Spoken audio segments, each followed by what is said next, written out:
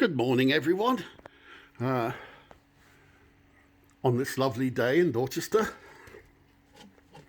Now, it's funny to think that today is the 9th anniversary of the collapse of Didcot Power Station, because I've made a video about that, several, for the benefit of the police investigating the accident. I was invited to talk about it, and so here 9 years later I'm doing another collapse video. And in the true style of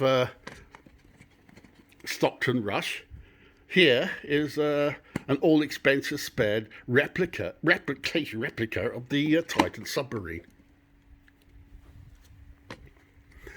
You see, a programme on a month or so ago, and about it, all about Titan. But they didn't actually give any precise detail of what actually happened. They talked about it at length, but they didn't actually give any real reason, other than the hull failed, as to what actually happened. The Titan had a pressure dome at each end. Now this is flat, but it is the actual domes are round, of course.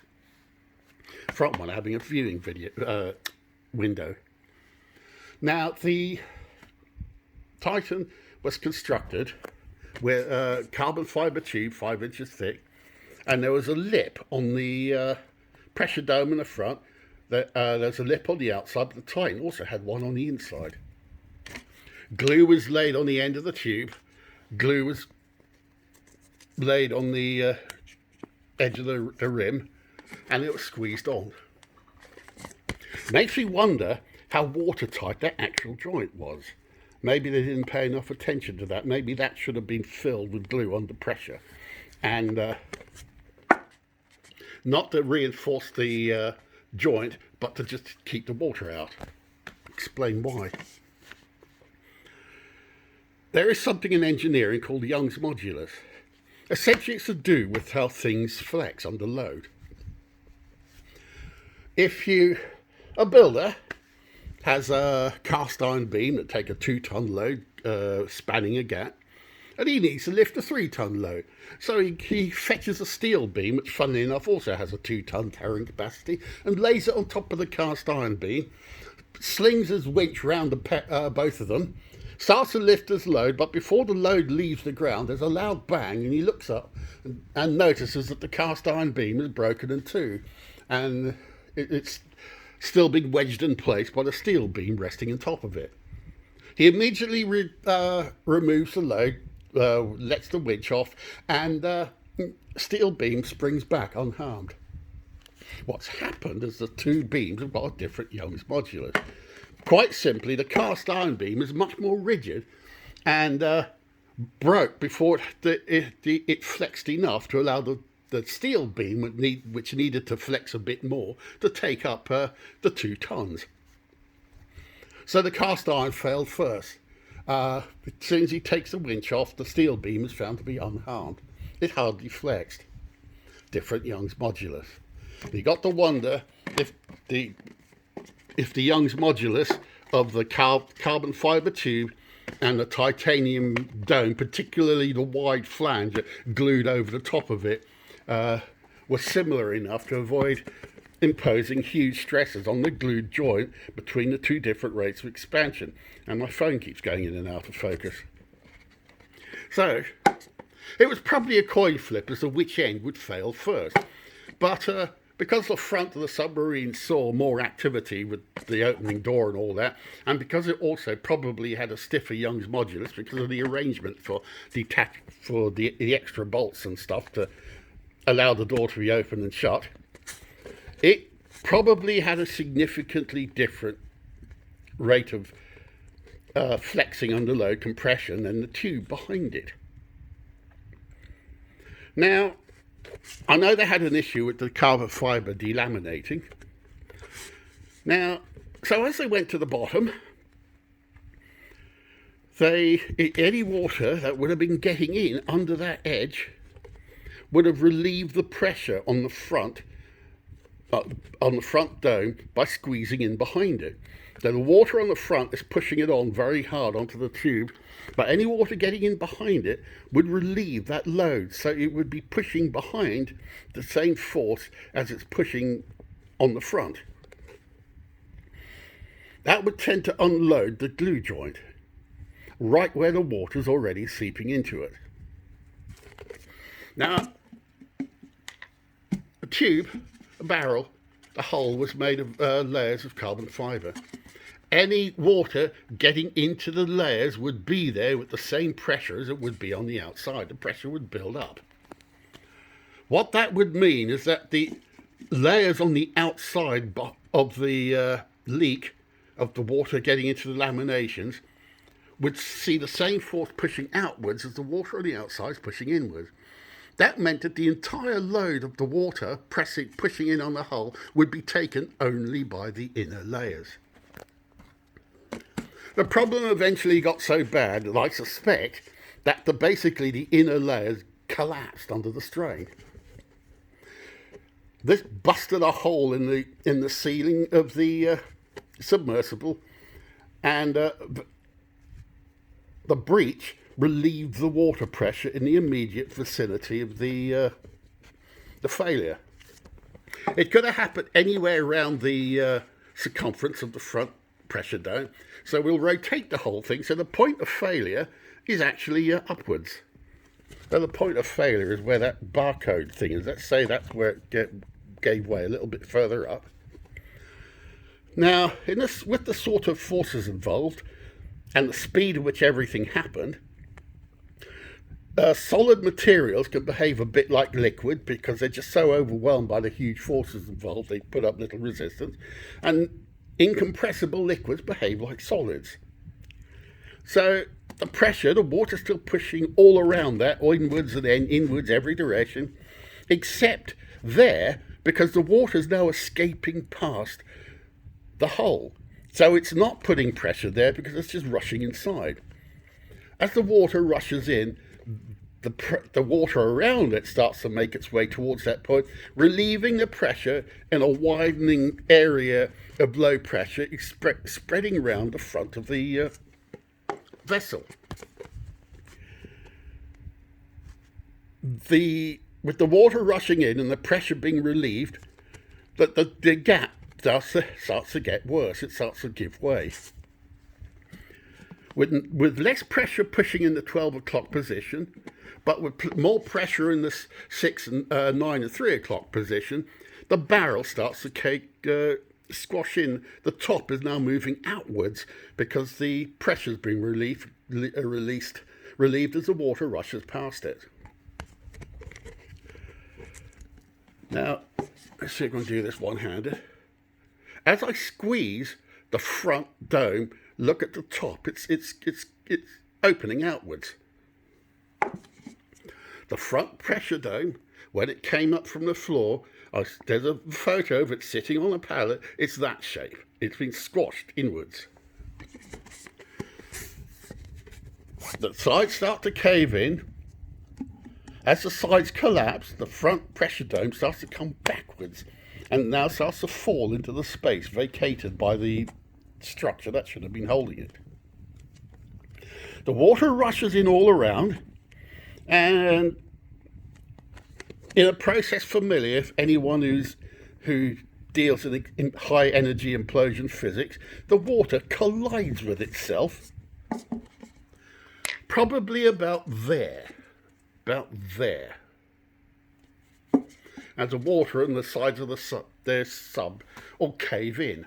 Even the front pressure dome would have started to fall back inwards as the hull disappears from behind it. Now, if you drop something really heavy into a lake, as it makes a tunnel, as it descends, it makes a tunnel vertically straight down into the water. As the sides of that tunnel cave in, when the water crashes into itself, it creates a pressure pulse, which results in a spout of water shooting out of the lake where the rock fell, and then it drops back down again. turn it horizontal, and that water spout goes in two directions, and under huge pressure, with the result that the basically explosion force water collision not only punts the pressure dome clean off the front of the Titan, it blows the taper fit window out of the front of the dome like a cork out of a bottle. Pow! And so the pressure dome ends up over there somewhere. The sub, anyone in the back at that immediate moment would probably still be unharmed, but not the situation with everyone at the front. The whole thing rapidly implodes from front to back like a shaped charge. That pounds everything into the rear pressure dome. So now with this thing doing the job of the rear dome, it gets kicked backwards with huge force. That breaks the mountings attaching it to the framework behind, which parts company and falls off the rest of the structure. It also creates a water pulse, a sudden expansion of the water behind it, which splits open the rear fairing and all but detaches it from the framework that sat behind it. That framework was flooded. All the equipment that's normally on the outside of a submersible was tidied away neatly behind it, but it was still basically sat in water. So that whole bit's full of water. The reason why the Titan had a very clean appearance for a submersible was because everything was hidden in that tail cone. It was actually quite a nice design. So, what of the future? Normal way of building a submersible, deep water submersible, is to use heavy materials. But in order to give it buoyancy, it then needs a massive flotation tank above it. But to stop that tank collapsing, it needs to be full of something. I do believe the Trieste used petrol. Unfortunately, your only buoyancy is the difference between the weight between petrol and water, which means in order to provide enough buoyancy to lift the whole shebang, you need a huge tank, many times the size of the pressure vessel that's keeping the people safe inside. Now you end up with a very large, very cumbersome vehicle that then needs an enormous support ship to lift it in and out of the water. It's all incredibly cumbersome. The Titan was a really elegant idea of a kind of underwater tour bus that could visit the Titanic at will. Sadly, deflection gauges fitted by Oceangate were actually, as far as I believe, were showing the fact that the hull was flexing differently with the passing of time. That tended to suggest that it was failing. So the deflection monitoring system worked. They just needed to listen more to the results. If they'd simply kept an eye on the data, they could have used the Titan design as it is to safely dive to the Titanic until it got to the point where it was starting to deflect too much, and then they would retire the hull. The problem was they kept on using it. They need to deal with the voids and the gaps in the layup that allowed the water in. They need to tighten the tolerances between that, or make sure that's full of glue, have some system of pipes and injection where they can really pressurize the glue in, or maybe just use too much glue and then really squidge it down under enormous pressure and then clean up all around it. And it's quite possible to put bolts all the way through so that the two ends are held on tightly and to maintain the security of the glued joint. That's what the aeroplane makers do. All airliners are bonded together with glue. What the rivets do is they just hold the glue in constant pressure. That famous case of Aloha Flight 243, where the roof blew off a jetliner, and they managed to land a thing with a massive chunk of roof missing. That's a remarkable story in its own right. Look up Aloha 243, I think the flight number was. Mentor Pilot does a nice discussion on it. Given that it's the 9-year anniversary of the collapse of Didcot Power Station, I might actually post a link to my take on what happened. Now, of the future, I do like the idea of an underwater tour bus to go and visit the Titanic. And if they had the money to develop a proper support ship, the support ship doesn't actually need to be huge. It could just have the submersible dock actually right inside it, and then people can board the submersible and then drop out the bottom of the support vessel and go exploring. Yeah, oh, that's nice. Oh, look at the view. Anyway, research. They need to research what happened. Carbon fibre is incredibly strong. Carbon fibre bodied airliners have survived the most incredible crashes and have remained intact. There are some remarkable stories of carbon fibre bodied aeroplanes simply refusing to break apart in the most horrendous of accidents. These has a capacity to be incredibly strong. And aviation is a lot safer because of it. Now, needs to do more research, and what they need to do is build up experience by building unmanned submersible craft using the same technology.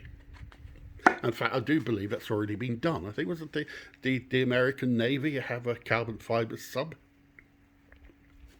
There's all sorts of controversy about how the hull was laid up at the winding of the carbon fibre, and the fact that it was made of several layers wound over each other, etc., etc., etc., etc. The fact of the matter is that this construction method does actually appear to have merit. If it can only be made as reliable as a carbon fibre bodied jetliner, then it shouldn't be a problem. But that requires a lot of testing and a lot of experience before we once again allow people to go down to the depths in a submarine made of carbon fibre and titanium. Maybe what's needed is a stronger titanium barrel down the middle. I do believe the original Titan was wound on a titanium centre tube. Like if I laid fiberglass over this Pringles tin, that would be effectively laying how they laid the carbon fibre over the centre barrel. Maybe that needs to be thicker. I certainly think waterproofing is absolutely critical, because once the water starts to get in, once it gets past the outer layers, and those outer layers aren't carrying any load because the water's underneath them. Now, you really, really do absolutely need to keep the water out, and you need to weave electronics into the actual carbon fibre matrix to make sure that isn't happening, and to be disciplined enough to retire the submersible when it does start to happen. To that end, from a business point of view, it wouldn't be an entirely bad idea to retire manned underwater submersibles and repurpose them as unmanned underwater submersibles. So if the hull, having done so many cycles, then collapses, there's no loss of life. The idea has merit. The Titan was a particularly good-looking submersible, despite the rather clumsy landing frame that it carried. I play a game called Stormworks Build and Rescue, and I've been experimenting with submersibles, certain amount of poetic license with regards to structural strength. But one of the problems of the submarine, a boat has lots of free buoyancy. It might be sat in the water and the water comes up to there. If it takes on a lot of water, the water level comes up to there, but it still floats. Submarines are neutrally buoyant. As soon as they start to take on water, they become negatively buoyant and they fall to the bottom. The number of people who died in the early days of submarine development probably mostly died for that reason. Even the Kursk, the Russian sub, where the front blew up due to a catastrophe in the missile department, that had people still alive in it, but they couldn't get back to the surface. One idea would be that frame that sits on the back that's full of water, flooded.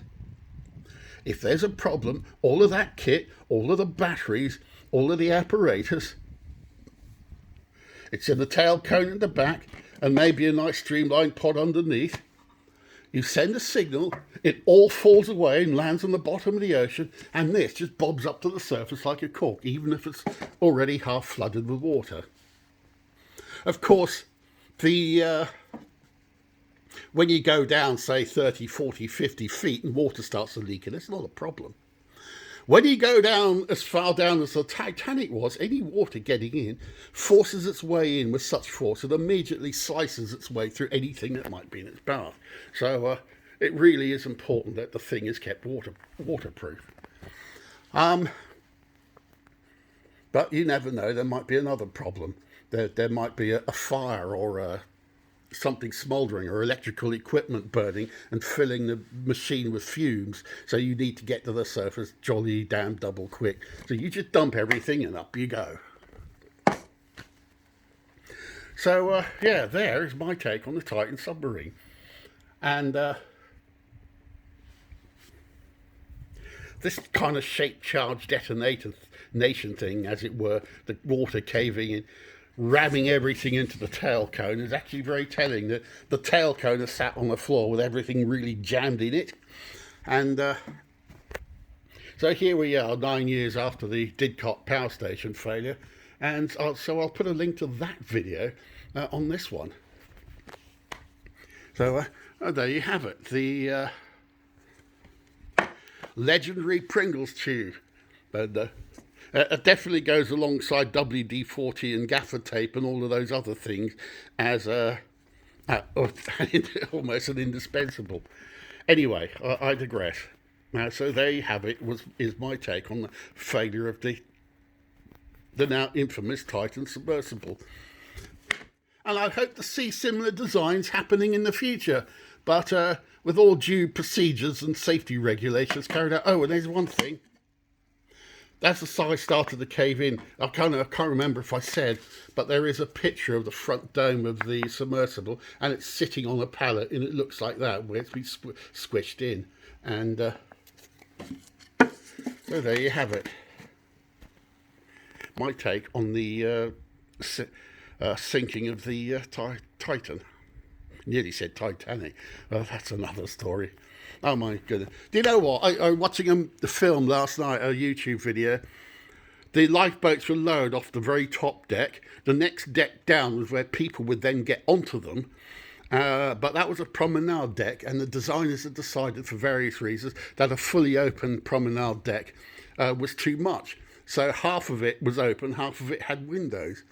Unfortunately, that meant people having to climb through windows to get into the lifeboats, hampered by the fact that it took a while to actually find the keys to open said windows. So, yeah.